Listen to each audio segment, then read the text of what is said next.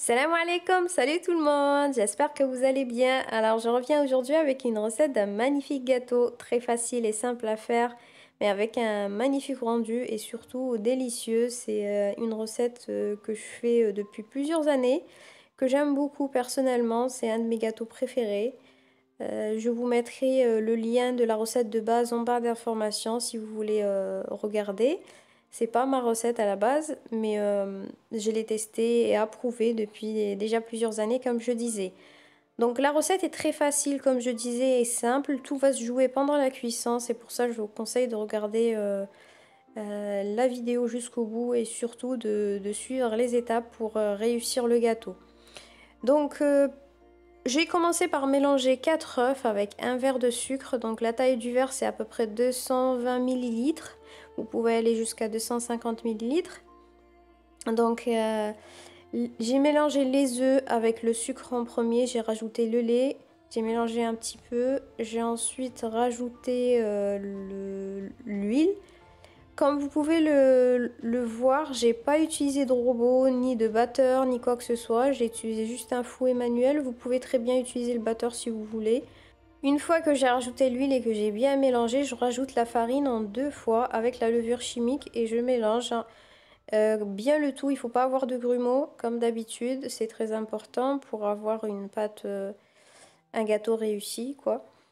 Donc une fois que j'ai bien mélangé ma pâte, je vais la diviser en 4 parties et c'est là où tout va se jouer comme je disais. C'est la cuisson qui va faire de ce gâteau un gâteau avec plusieurs étages sans avoir à le découper après, à le préparer. En fait ce gâteau une fois qu'il est sorti du four, il est déjà comme vous avez pu le voir en début de vidéo avec plusieurs parties. Donc là je le divise en 4 parties de la même taille. Si vous voulez utiliser une balance, vous pouvez très bien le faire. Moi, je le fais à l'œil et ça a été. Je le fais toujours comme ça d'ailleurs. Il suffit de prendre les mêmes bols ou les mêmes contenants pour avoir la même taille. Donc une fois que j'ai fini de diviser ma pâte, je mets ma première partie dans mon moule directement. Alors le moule que j'ai utilisé fait 26 cm il me semble. Oui, c'est un 26 cm. Si vous voulez un gâteau plus épais, vous pouvez utiliser un moule plus petit. Parce que avec cette taille là, je vais avoir un gâteau qui n'est pas très épais. Et c'est ce que je préfère personnellement. C'est pour ça que j'ai utilisé ce moule. Mais vous pouvez très bien utiliser un plus petit et là vous aurez un gâteau beaucoup plus épais. Du coup, une fois que ma pâte a cuit, la première partie, je l'ai sortie du four et j'ai rajouté par-dessus des gâteaux, des spéculoos que j'ai bien mixés. Il faut les mixer bien fins. Vous pouvez, si vous n'aimez pas les spéculoos, mettre du cacao, ou le cacao qu'on prend le matin au petit-déj, donc sucré, pas le cacao amer, sinon ça va être pas très bon en bouche. Vous mettez le cacao, d'ailleurs dans la recette de base il y a du cacao, il n'y a pas les spéculoos et c'est très bon aussi. J'avais testé les deux et c'est pas mal. Une fois que vous avez mis votre couche, vous rajoutez la deuxième partie de la pâte et vous cuisez. Par contre, quand vous mettez cette partie, enfin une fois que vous avez cuit la première partie, quand vous mettez la pâte dans le four, il faut vraiment allumer que le haut. Il ne faut pas allumer le bas naturellement. Donc vous le mettez à feu moyen et vous laissez cuire tout doucement. Vérifiez toujours la cuisson avec un petit couteau ou un cure-dent ou ce que vous voulez. Si par exemple vous avez votre gâteau qui a pris une couleur bien dorée par-dessus et qui n'est pas cuit à l'intérieur, mettez un papier alu par-dessus pour que ça cuise de l'intérieur et que ça ne crame pas de l'extérieur. Une fois que j'ai fini ma pâte, enfin j'ai fini mes 4 parties de pâte, je prépare le glaçage. Vous pouvez aussi le faire au début et le laisser au frigo sans problème aussi. Donc vous prenez tout simplement les mêmes quantités d'huile, de sucre, de lait et de cacao amer. Il faut que la qualité du cacao soit vraiment bonne, sinon votre glaçage ne sera pas très bon.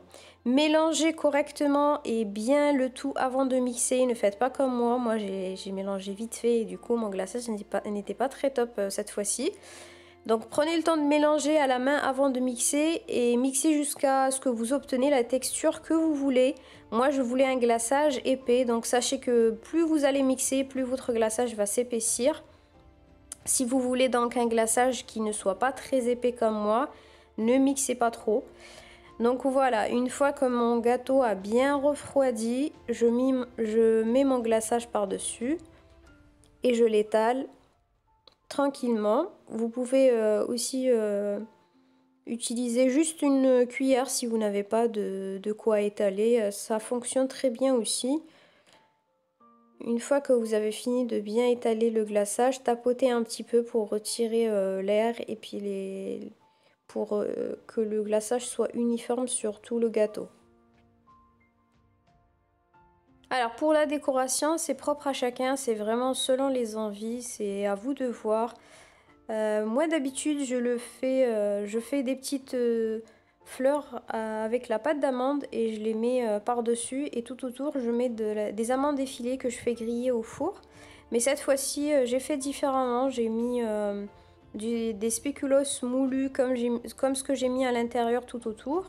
Et par-dessus j'ai mis cette fleur là avec les pétales de chocolat que j'avais acheté comme ça se vend dans les magasins, vous pouvez les trouver assez facilement. Sinon, vous pouvez aussi mettre juste n'importe quel chocolat ou n'importe quelle décoration qui vous plaira.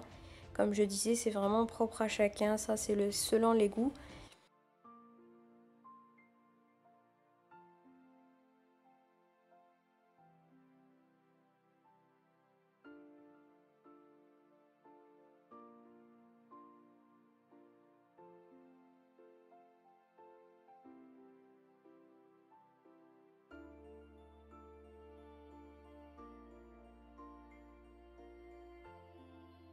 Et voilà notre petit gâteau à l'intérieur, il est vraiment pas mal, j'aime beaucoup cette recette personnellement, je vous conseille vivement de la tester. Si jamais vous l'essayez, n'hésitez pas à me laisser un petit commentaire pour me dire ce que vous en avez pensé. Je me ferai un plaisir de vous répondre, sinon je vous souhaite une très bonne journée ou soirée en fonction de l'heure à laquelle vous regardez cette vidéo. N'hésitez pas à vous abonner si ce n'est pas encore fait, ça me fera vraiment plaisir. Et à me mettre un petit pouce bleu si vous avez aimé cette vidéo. Je vous dis à très vite dans une nouvelle vidéo. Ciao ciao!